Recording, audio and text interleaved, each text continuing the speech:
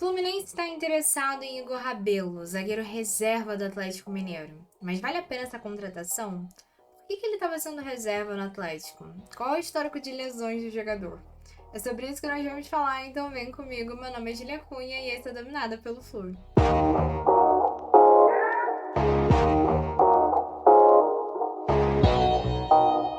Agora que a gente finalmente está com os olhos voltados para 2025, é claro que uma notícia que pode indicar a primeira contratação do Fluminense pensando na próxima temporada não teria como deixar de virar assunto. Não teria como. Você entendeu, né? A gente tem que falar sobre o Igor Rabelo. Então já chega deixando o seu like. A gente vai falar tanto sobre essa questão da contratação, a trajetória do jogador e também o histórico de lesões. Então é um vídeo que você precisa acompanhar do início ao fim. Mas então, sem mais enrolação, qual é a situação do Fluminense com relação ao jogador? Bem, eu tô gravando esse vídeo na madrugada da terça-feira, dia 10, ou seja, tudo que a gente tem de informação é desde que a notícia saiu na tarde da segunda-feira até essa madrugada, e isso é importante porque, se tratando de negociação, podem surgir atualizações ao longo dessa semana.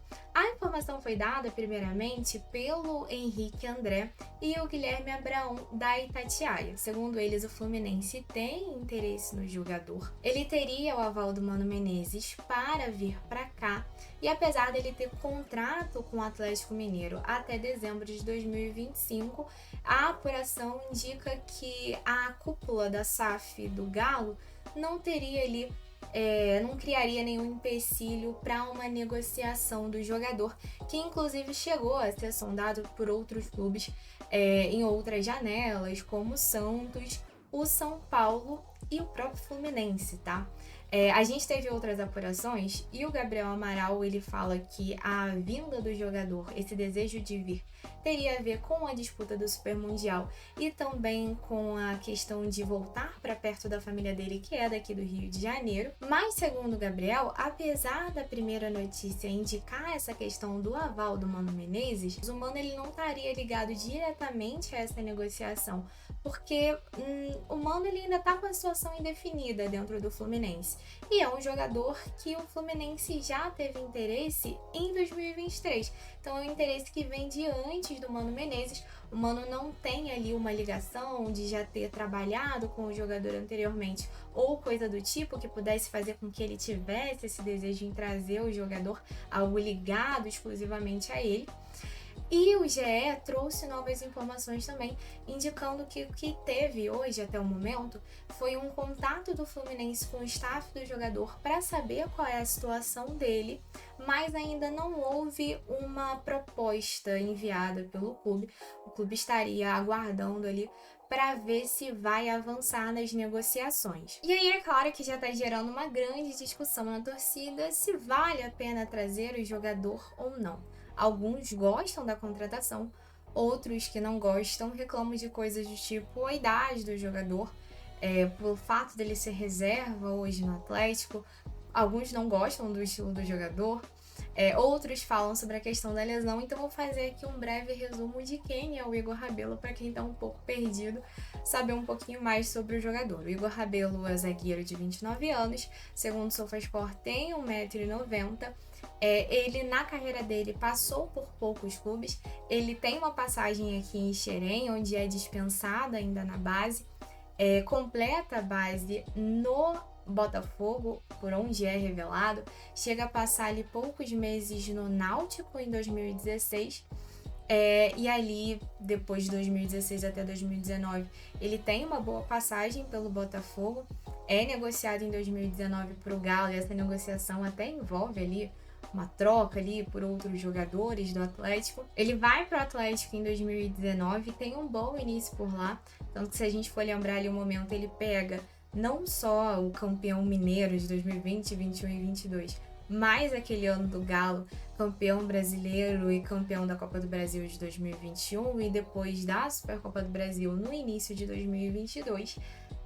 Só que o que acontece? Depois que ele renova esse contrato em 2022, no início ali de agosto, dia 2 de agosto de 2022, ele sofre aquela famosa lesão de ligamento anterior cruzado, no caso dele, do joelho direito, e aí isso tira o Igor Rabelo de campo por 10 meses, voltando só em junho de 2023.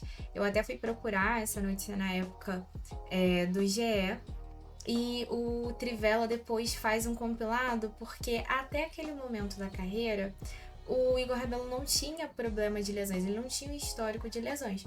Só que a partir dessa lesão ele começa a não conseguir ter sequência e ter outras lesões que tiram ele por algum tempo de campo. Tanto que o Trivela publica uma matéria em fevereiro desse ano, 2024, dizendo que o Galo não pode confiar fisicamente no Igor Rabelo. Resolvi até colocar a matéria aqui com vocês porque eu acho que ela é melhor pra gente ver alguns detalhes com relação a essas lesões. Aqui até o título da matéria já é assustador, né? O Atlético Mineiro não consegue mais confiar fisicamente em Igor Rabelo, que se lesionou de novo aqui início de 2024. Tanto que quem assistiu a nossa live, ali o SofaScore, na tela do SofaScore, geralmente mostra quando tem uma lesão. No caso dele, não chegou a mostrar, mas aqui tem esses detalhes, né? Aqui fala sobre essa lesão de agosto, que foi a que gerou esse Igor Rabelo, que não tem sequência. Em 2022, em um treino na cidade do Galo, ele rompeu o ligamento cruzado anterior, somado a uma lesão do menisco medial do joelho esquerdo. Essa lesão eu nem encontrei na matéria da época, encontrei aqui nesse compilado. Passou por cirurgia e ficou quase 10 meses longe dos gramados em uma recuperação até voltar a atuar no dia 24 de junho de 2023. Depois de retornar, não demorou muito para Rabelo assumir a posição no time titular, mas também não demorou a se lesionar de novo. 2 meses após a recuperação, saiu de campo com uma lesão posterior da coxa esquerda que o tirou de ação por mais 2 meses. Na nova volta, só foi titular nos últimos 2 jogos da temporada, somando assim 13 partidas ao todo. E aí aqui, que seria até a notícia da lesão desse momento de 2024, agora com apenas 5 jogos em 2024, no terceiro como titular, Rabelo deixou o campo mais uma vez lesionado. Então isso já seria ali em fevereiro de 2024.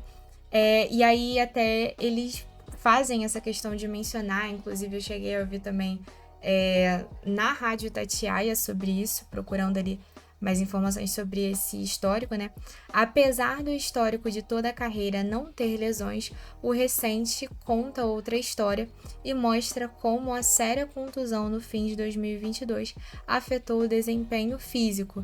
Embora grande zagueiro, para muitos o melhor do elenco, o Galo não pode mais contar fisicamente com ele, ou seja, contar que ele estará à disposição quando necessário, pelo menos não no momento, sem uma nova e firme sequência de jogos, que agora terá de esperar essa nova recuperação para, quem sabe, acontecer. Então, assim, tudo que eu li e escutei reforça que é um jogador que tem qualidade, é um jogador técnico, mas que desde essa lesão de 2022 não conseguiu se firmar mais, e fica até difícil, assim, de saber o nível que o jogador, por exemplo, está hoje por conta de um problema de não conseguir de fato ter sequência. Você pode ali entrar ali em questão de preferência do Milito e tudo mais, mas essa questão recente de não ter sequências por conta dessas lesões que tem dificultado a vida do Igor Rabelo. E aí, assim, por mim, por conta desse histórico recente de lesões, eu acho que não cabe o Fluminense contratar.